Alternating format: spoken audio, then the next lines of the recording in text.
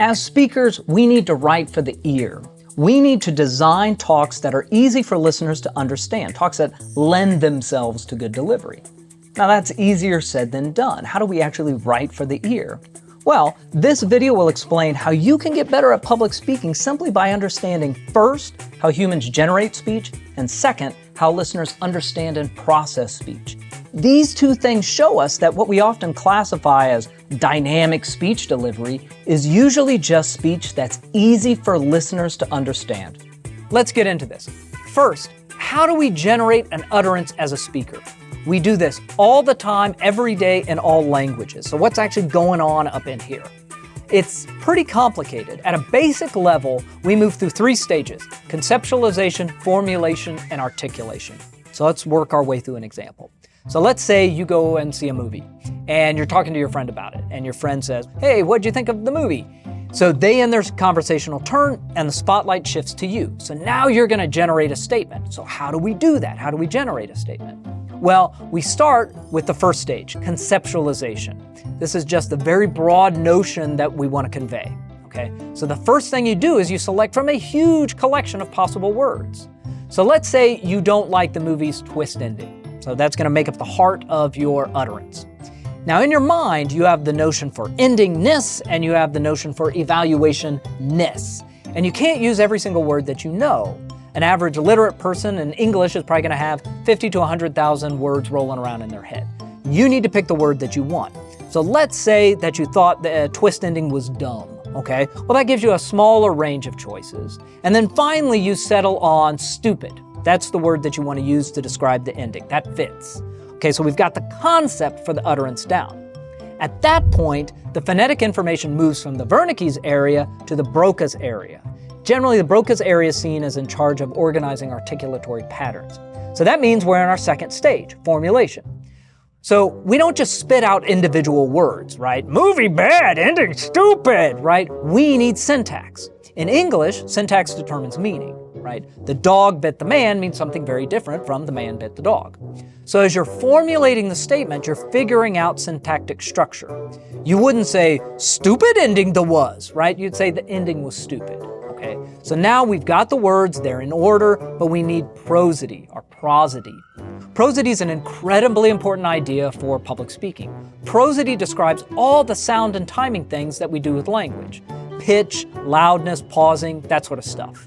Prosody conveys meaning, it shapes tone, okay? In evaluating the movie, you could say, the ending was stupid, right? So in that case, it implies that maybe the other parts of the movie were just fine.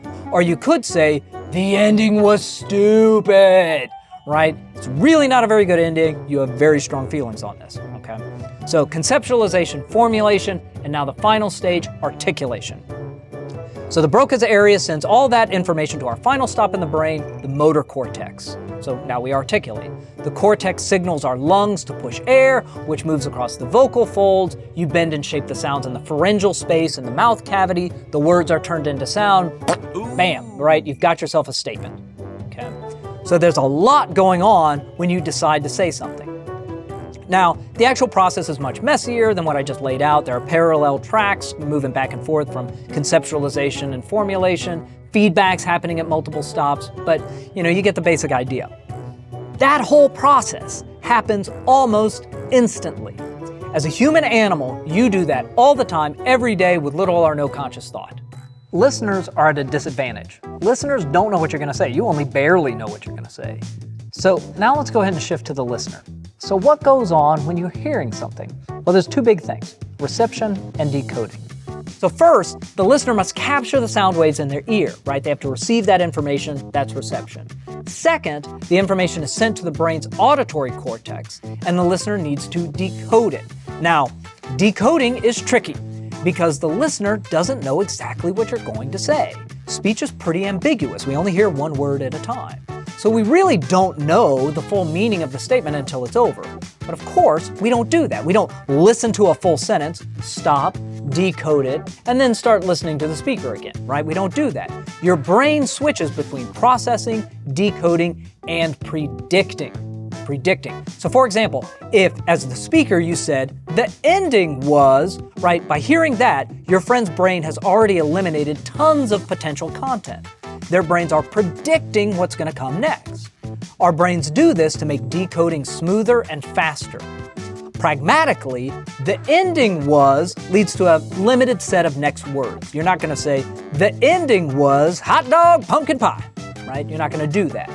Now, just like speaking, this listening process is happening in milliseconds. When you speak, your listener is shifting between processing, decoding, and predicting. I'm a rhetorician, I'm not a linguist. Why am I talking about this? Because good speech delivery often comes down to helping a listener quickly and easily decode what we're saying. And this isn't just me, right? Research shows that what audiences label as dynamic speaking is usually just easy to decode speaking. Good speaking is not some magical incantation, it's not some secret charisma technique. It's taking the conversational tools you use all the time, the music of naturally occurring language, and just bringing those into public speaking and amplifying them.